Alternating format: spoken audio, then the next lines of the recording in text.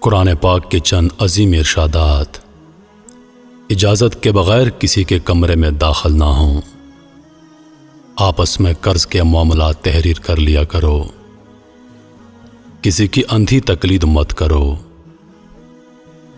اگر کوئی تنگی میں ہے تو اسے قرض اتارنے میں مہلت دو۔ سود مت کھاؤ۔ رشوت مت اختیار کرو۔ وعدوں کو پورا کرو۔ آپس میں اعتماد قائم رکھو۔